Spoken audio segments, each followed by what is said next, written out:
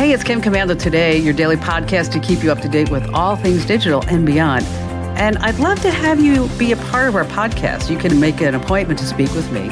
Just head over to commando.com, and on the top right, there's a button that says Email Kim. Fill that out, and that's it. I always like to start with something interesting, and this number totally got my attention. $749 million, right? Whoa, that's a lot of money. You know what I'm talking about is that when you go get your food or your groceries, that there's always somebody there, something on the pad that says, hey, would you like to donate $2, $5, or $20 to whatever charity or whatever they're trying to raise money for? Well, last year, the companies in the U.S., as I mentioned, raised $749 million from donations at these various checkout places. I mean, I get it. It's always for a good cause. But for everyone listening, you don't have to donate. If you don't want to, you're not a bad person for not doing so.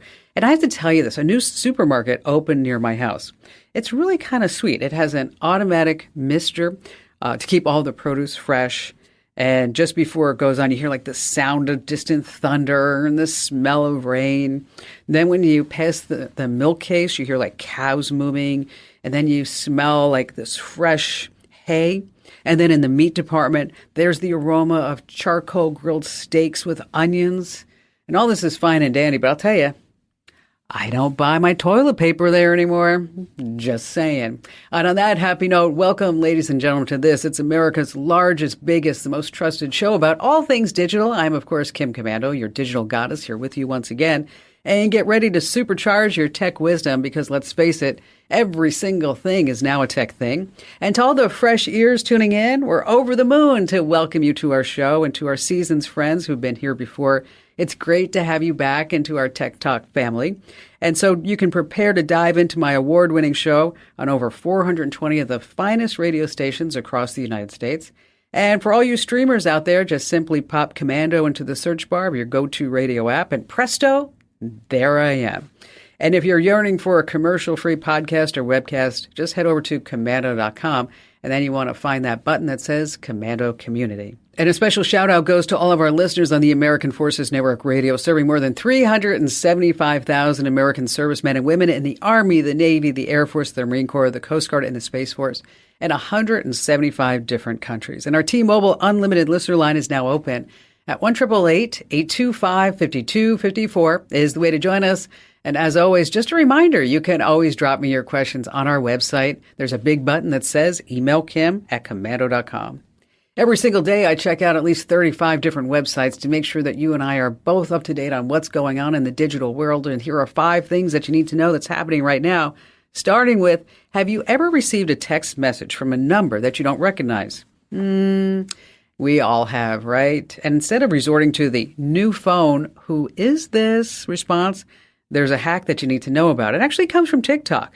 Liz Perez, she put it on her channel and just totally blew up. If you get a text from an unknown number, mobile payment apps like Venmo, Cash App, Zelle, or PayPal, they can help you put a name to that number. You just copy and paste the number into the app, and wow, the mystery sender's name just might pop up. I tested this out on a number that I knew, and someone had Venmo, and it just totally ratted them out right there. Now, the hack only works if you have an account with one of those mobile payment apps, and the sender has to use their real name and number in the app for this to work. But there's a flip side to this. Security tip time. Be sure that you pop into your payment app and turn off letting those apps have all of your contacts. That's how this is working. So like, for example, in Venmo, in your settings, under Friends and Social, I want you to toggle off phone contacts. It's toggled on by default, so you've got to go in there and turn it off, okay? Like, for example, again, in Venmo, Settings, Friends and Social, toggle off phone contacts. Number 2, let's go to Atlanta for this story. Since June, Katie Bennett has had more than 40 people knock on her front door, and they're showing up with trucks and trailers, and they want one thing, folks: the washer and dryer they think that they purchased for steel for about $250 on Facebook Marketplace. Katie has to let them down each time, saying, nope, there's no washer and dryer here. It's a Facebook scam that you have fallen for. So she's opened up a case with Meta. And you think that Facebook would take care of this? Nah, this is big tech. They don't care. She tried to find the guy doing it. So now what she did, it went old school. She put a big old sign right in her front yard that says, No washer and dryer. It's fraud. Report him. And all caps. That's it. We just don't have a washer and dryer. So, word to the wise is that if you're buying a washer and dryer or anything on Facebook Marketplace, be sure that you know that you're actually paying that person, do your homework, do a reverse image search, all that other good stuff. And don't be giving them your credit card number either. Number 3 on our list, would you help me find my mommy, please? It's a parent's nightmare. Kelly Mulholland in Napa, California, her young son and her boyfriend's daughter were let off at the wrong school bus stop. They were lost and confused. They went from door to door. They started ringing video doorbells. And let me just give you a clue on what the kids were saying when they were dropped off. They had no idea where they were. Here, take a listen. I'm not right now. I'm sorry. Would you help me find my mommy? Oh, that's so sad. I mean, the poor little guy, help me find my mommy. Okay. The mother, after an hour waiting at the usual bus stop with no sign of them, what? An hour she sat there saying, like, where's my kids? I'm not going. I mean, I would have sat there for 3 minutes and said, where's my kid? Anyway, she traced down the bus driver. The bus driver says, I don't know what you're talking about. Then an older student tipped her off that they saw the 2 young kids get off the bus at that particular stop. So she's about ready to go over that area. A neighbor rolls up with a clue. A Ring doorbell alert had popped up on his phone on his way home from work. Showed it to Kelly. Sure enough, it was her son. Finally, she found the kids. And sometimes what saves the day is just a doorbell cam. Or what you could do, if you're this type of parent that will sit at a bus stop for an hour waiting for your kid with no sign of them, I'll put an AirTag in their backpack. That's right. Okay, let's just do that. Put an Apple AirTag, a tile tracker, so this way you always know where the little cherub is. Moving on to number 4, remote worker warning. Just because you're working from home still doesn't mean your boss is not monitoring you. If you have that mouse mover tracking software to make sure that everybody at the home office thinks you're actually doing something, listen up. There are now tools to catch that. A boss took to X saying he had to fire somebody for their mouse trickery. Employees are now using tools like Time Doctor. Nearly 300,000 employees around the world are being watched by this tech, according to Business Insider. JP Morgan has their own system. It tracks everything from attendance to how long it takes to write an email. Tesla workers told Bloomberg that they're tracked by how long they're on their computers. They even stopped going to the bathroom to avoid looking like they're taking breaks. Ouch. That's just the tip of the iceberg. So here's your warning. Your boss may know when you're slacking. And finally, this, coming in at number 5, just how easy is it to create AI images? Think back to last November. That's when ChatGPT was released. No one was really talking about AI then. There were generators, image creators, but it wasn't like the huge topic of conversation like it is right now. But AI is now the trend of the year. Here's something that should have photographers shaking in their boots. In just 6 months, the AI inside the app PixArt has been used to create over 500 million images. Whoa. Okay. More than 2 million images are made every single day. And the quality keeps getting better and better. Distorted faces, maybe having a hand with 8 fingers isn't really happening anymore. I mean, just imagine where all this tech is going to be in 6 months and a year. Really phenomenal. Which, speaking of, where do graphic designers go for a drink? Where do the graphic designers go for a drink? Anyone? AI CGI Fridays. Oh, yeah.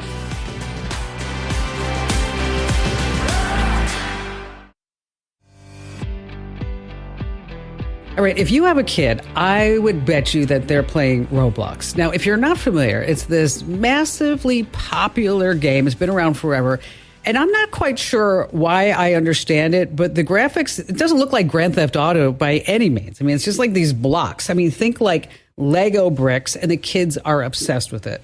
Now, it's not all just fun and games. There's a darker side to Roblox that I wanted to make sure that everybody's aware of, because scammers are always trying to find a way to scam. And they're actually targeting the kids on Roblox, and they're tricking them into downloading malware, even revealing sensitive information for these rewards. And joining us from human.org is Zach Edwards, whose research I ran across. And I thought, you know what? We need to have Zach on the show to talk about everything that he found out. So, Zach, you've been keeping tabs on this for a long time, right? That's right. Unfortunately, this has been going on for years now. And so I have been monitoring how various kids and gamers are being targeted and sort of used to scam major corporations, banks, and conduct a bunch of nefarious activities. So it is unfortunately a long-term problem. So give us some examples.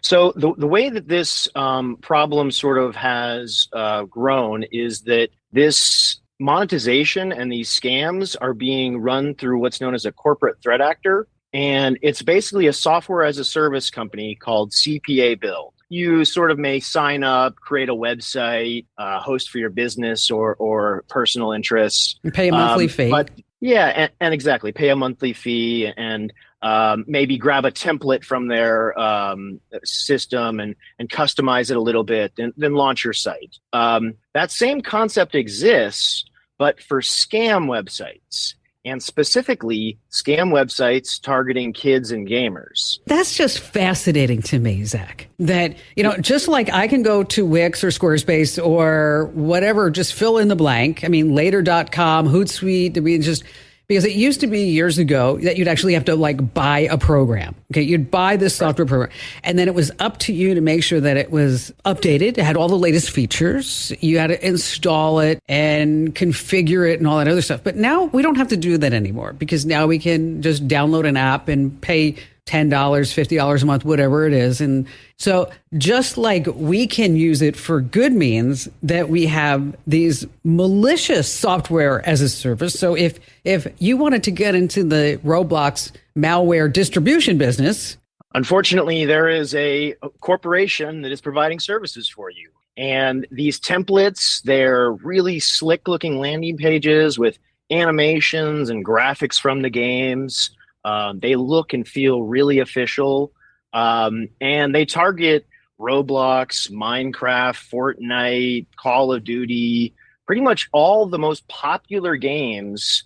They're going to have certain scams targeted to them. And so this problem, because it's existed for so many years and there hasn't been enough coverage of it, there hasn't been actions to stop it, it's gotten bigger and bigger and bigger. And now it's basically a network that has scams targeting every single major video game. Wow. And so why I'm here and why I've started to talk about this is obviously I have an interest in trying to protect the internet, but it's really challenging when threat actors are targeting kids. And so we really need to sit down and more folks having these conversations where you just sort of say, look, there's nothing in this world that's free. And I want you as my child or nephew or whatever sort of situation it may be where you're explaining these risks, help them understand that sometimes they may see a message in the game they're in, maybe a spam comment. Maybe they're viewing a YouTube video and there's a comment. Maybe they search something and the first results appear to be for the video game that they're trying to get some free currency from. And helping these young gamers appreciate that many times these are going to be scams, very subtle scams, but sometimes they can really create harms for these folks where they may try and push malware into your computer. They may try and get you to share your user data and they're going to sell it. And so, that's a good point because, kids, they just don't know. I mean, they see it, they're playing this game, Minecraft, Roblox. Talk a little bit about those poison PDFs, please, John. Yeah, absolutely. So the poison PDFs and how a lot of kids are finding these scams is due to the threat actors' sophistication with what's known as search engine optimization. Mm-hmm.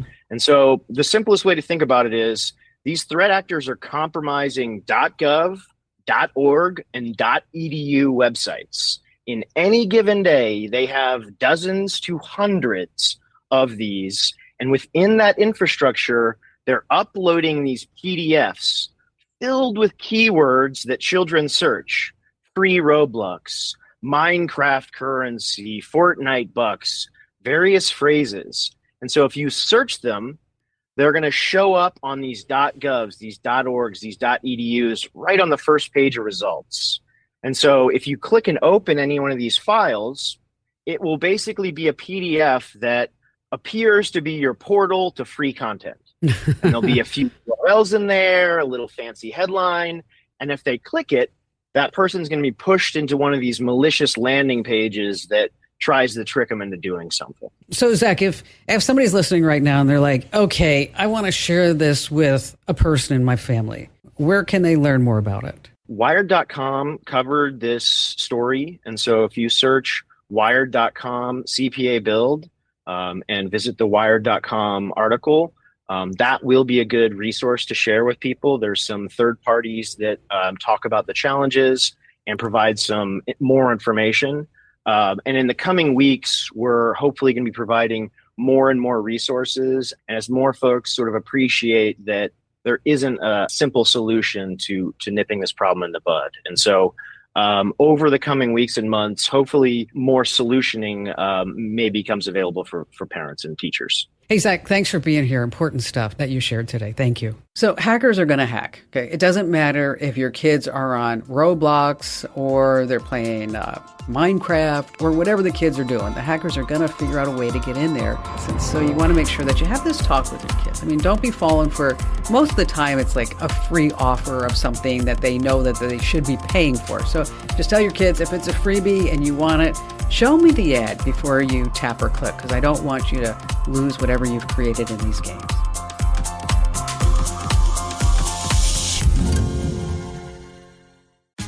Tax day is coming. Oh, no. But if you sign up for Robinhood Gold's IRA with a 3% match, you can get up to $195 for the 2023 tax year. Oh, yeah. Sign up at Robinhood.com/boost by tax day to get the biggest contribution match on the market. Subscription fees apply. Investing involves risk. 3% match requires gold for 1 year from first match. Must keep IRA for 5 years. Robinhood Financial, LLC, member SIPC. All right, we're going to dive into the very busy Reddit community called Am I the A-Hole? This is a place on Reddit where people tell their stories. They bear their deepest, darkest dilemmas, and then they ask the whole crowd, you know, what's going on? Am I wrong? Am I right? Am I the a-hole? Am I not? Okay. Now it's time for you to put on the judge's hat. And once a week, I just handpick a fresh post for your consideration. And then the judgment falls on your shoulders. You have to say, are they or are they not the a-hole? But wait, there's more, because we have a special guest contestant just primed and ready, standing by, because they want to win the much coveted Kim Commando Show fanny pack if they are right. And joining us this week is Jesse in beautiful San Antonio, Texas. Hi there, Jesse. And what do you do in San Antonio? I am an insurance agent. Nice. Sweet. Okay, you're going to be good at this one. This question was left on Reddit for everybody to vote on, and it's about an Airbnb. Have you ever stayed at an Airbnb, Jesse? No, I have not. Oh, well, it's kind of like, you know, go into somebody's house and you rent out their whole house for, you know, a couple I've heard $100. of them, but I haven't stayed, yes. Okay, awesome. All right, let's start with the story. My husband and I stayed, this is not me, this is the person who wrote it. My husband and I stayed at an Airbnb while visiting my sister and her family. I made dinner, our last night, for everyone at the Airbnb. It was an outdoor area and we grilled. There were 5 people total, 4 adults and a 7-year-old. So my husband gets a random call on his phone, and it's the Airbnb host, and they said there should be no parties ever. Well, we had some words with the owner calling him a total creeper. Then we called Airbnb, and they didn't really handle it. Then the owner tried to charge us $500 for having a party. This argument goes on, and we left him just a 1-star review. We complained, we filed fraud charges on my credit card, and we're trying to get the whole amount back. Well, it's been a process. We also filed a police report because of the creepy spying host. Now, I get it. He might want to have security cameras outside, but who actually watches a family eating and grilling? It's still an issue. He hasn't had his account reinstated. He sent us several emails trying to explain his situation, that we are putting him out of his income. Now, I might be an a-hole because I told him maybe he could get a job at the CIA, since he likes spying so much on people, and now he's threatening to sue us over this. So, am I the a-hole or not? Absolutely not. And why not? Because I would say I am not having a party. I'm just having a get together with family and friends. Yes, it wasn't a party, and they were outside, and then at the same time, maybe the Airbnb host said there shouldn't be any parties. Maybe he said only two people could stay there, but they were just there for the dinner party. But having security cameras and then monitoring them while somebody is there, that's kind of a strange thing, because there are other ways that you can see if there is a party at an Airbnb. Like a friend of mine, he's got a really beautiful Airbnb, and he actually has a camera at the front door that maybe counts how many people go in the house. There are other ways that you can do this type of thing. So, right. And 5 people is not really a party. If it was 20 or 25 people, I'm possibly, but this is nothing more than possibly a family or, just to get together. Okay? But at the same time, she's kind of jibing him, saying, what, maybe you should go get a job at the CIA, dude. Right? I mean, calling him a creeper, kind of escalating things. And so you say that they're not, and the internet says, well, they're not sure, Jesse. That's coming up 50-50, because half the people in the forum say she is, half of the people say she's not. And so, some advice is that, number one, if you do see cameras, you do call Airbnb immediately. You call the police. You file a police report because, again, this is your privacy. If you are in a public area, you do have no expectation of privacy. And so you always want to keep that in mind. But what you want to do is maybe be a little bit nicer and not so confrontational, because always remember, you can get more with honey, right, than going in and going after the jugular. So I probably would advise this person, if I were to see her, that next time just maybe be a little bit more polite and say, and just maybe not call people names, because we don't need to do that. All right. So, Jesse, you have a question for me. How can I help you out? Yes, Kev, first of all, thank you very much. Long-time listener. I enjoy your show, and I've been wanting to go commando for quite a while. So, excellent. Love that. My question is, I am an insurance agent, and we have a new requirement from CMS for this year. Now, as part of the enrollment process for enrolling a customer is that we take information, we submit the information, we get back a report, and based on that report, we continue with the enrollment process. Now, that report, CMS wants us to get validation from the customer, and in fact, they want a signature from the customer that says that they agree with the report, and then we can continue with the enrollment. Now, that's a new challenge for us. 99% of my clients are, enrollments over the phone, and I would say probably 80-90% of my clients are not tech savvy. They don't have a computer. And so I'm trying to figure out what is the best way that I can get a signature from a client during the enrollment process. I've heard of DocuSign, but I don't know if that's the easiest or if there's other better ways. Well, DocuSign has become so popular because anybody who has done any type of legal transactions, I'm sure, has seen DocuSign, especially if you're doing any type of real estate, Jesse. I mean, it's just kind of comes across the way it comes across your email, and you're like, just click, click, click, sign, and then you're off on your way. There are some options. Well, one is called HelloSign. It's owned by Dropbox. I think they are in the process of a name change right now, so it's going to be called Dropbox Sign, but it's being used to called HelloSign. And there's also Adobe Sign. And so, which one do you use? Well, so many people are familiar with DocuSign, and that I would probably say, even though it's a little bit more expensive, because you said your folks are not computer savvy, they may have already seen DocuSign. If you are so inclined, what you could do is do a SurveyMonkey. And so, have you ever used SurveyMonkey? As an end user, yes, but I have not set one up myself. Yeah, so maybe what you do is you set one up, and you ask your clients, just take a couple of minutes and answer these questions for me. Number one, have you ever used DocuSign, HelloSign, or Adobe Sign? Because this way, it'll tell you which one that they're most familiar with. And then what you can do is ask them some other questions along the way. Are you looking for other insurance, right? Do you need to contact us for us to review your policies? And so you could make this part of a whole customer survey where you really get valuable information back. One of the things I like to do whenever we do a Survey Monkey, and it's free, by the way, is that I leave a box and says, is there anything else that you'd like to tell us? Because let me tell you something, Jesse, if you put that box out there and you put it in front of your customers, they're going to tell you things. They may say like, I don't like the way you do this, or I really like the way that you do this.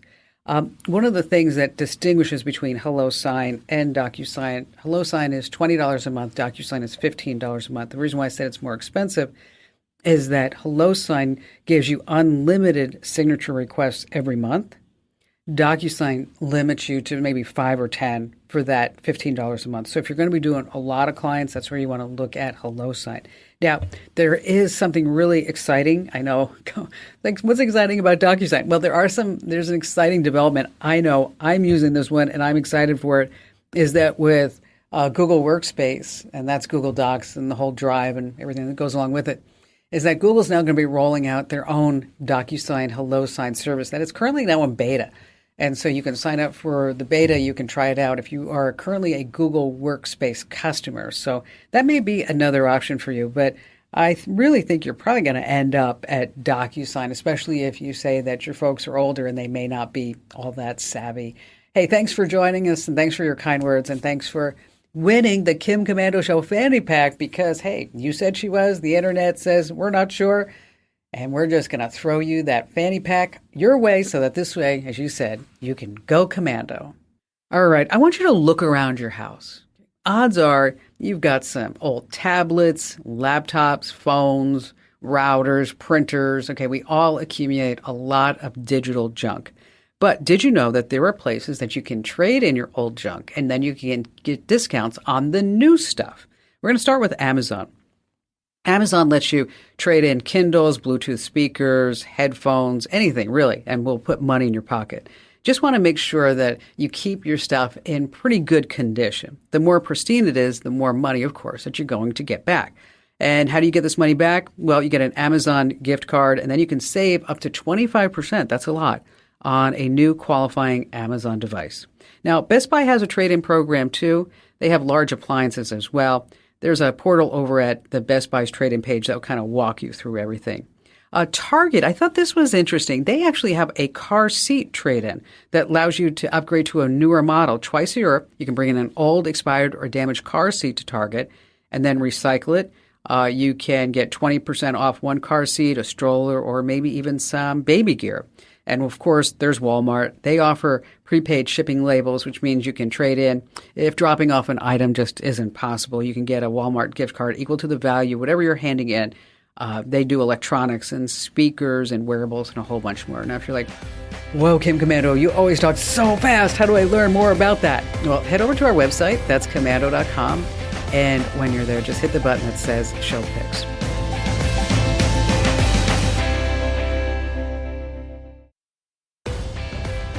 Alrighty then, back to the phones we go with Mark in Fresno, California. Well, I'm retired, and I'm thinking about moving to Spain. I lived there when I was in the Navy for 3 years, so I'm comfortable with it.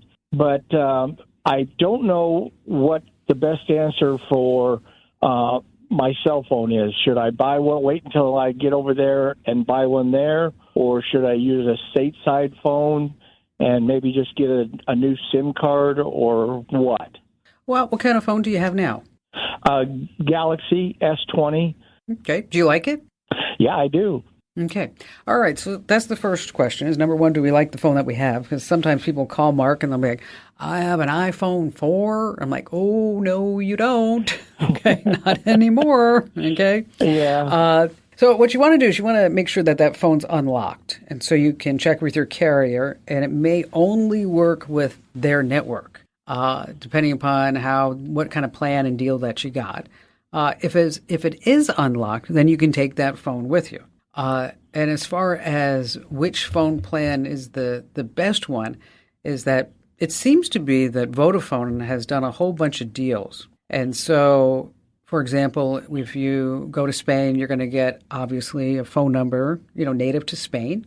that when you come back to the United States because you want to visit the kids and everybody else, is that phone will still work and you're not going to be charged extra for data. It really is it's a good deal. And again, the carrier over there is Vodafone, Vodafone, Vodafone. As far as cost, I mean, if you're looking at unlimited minutes, and then of course you may have to add some data, we're looking at the equivalent of maybe $20, $25 a month. And so it's very affordable. And some of these plans also include HBO Max, Amazon Prime Video, and Disney. So when you start looking at it, in Spain, they're more inclined to include other things than they may be here in the United States. And so you may find that differently. You may see that it operates differently over there. Which part of Spain are you going to? Well, I lived in Rota, Spain before, and I may go back to there, but I was also looking at Barcelona. Oh, Barcelona's amazing. I love Barcelona. Love it. I'd go tomorrow to Barcelona if I could. Food's amazing. The people are amazing.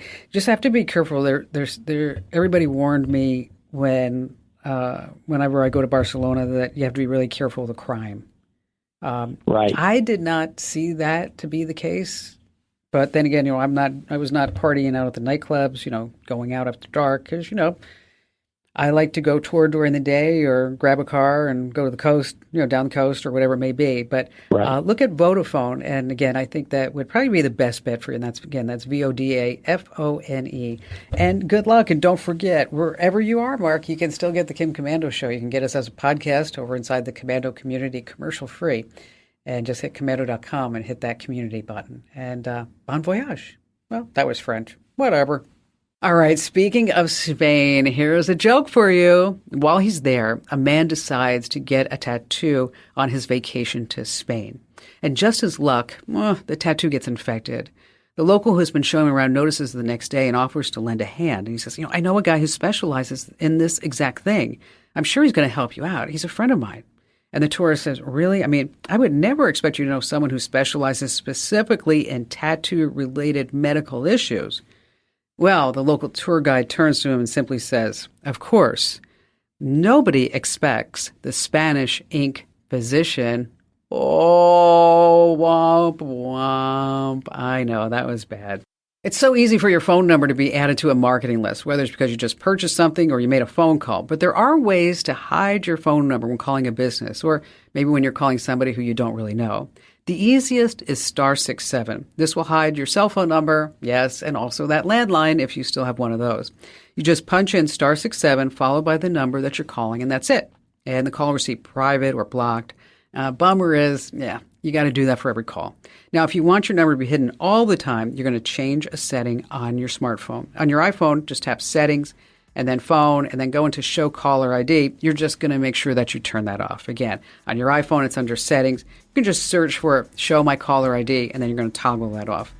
On Android, the option is pretty much in the same spot, but it's called Hide Number. Now, you can also call your carrier and tell them that you'd like to hide your phone number all the time. Or you can always just put a burner app on your phone, which is what I have. I use Google Voice if it's somebody who I don't know, or if I want to post something for sale online, or you can use Hushed. And be sure to tell 3 friends about the Kim Komando Show because, as always, knowledge is power. This program is a copyrighted production of Westar Multimedia Entertainment and protected by the copyright laws. Any rebroadcast or use of this program for commercial, business, economic, or financial purposes without the written permission of Westar Multimedia Entertainment is strictly prohibited.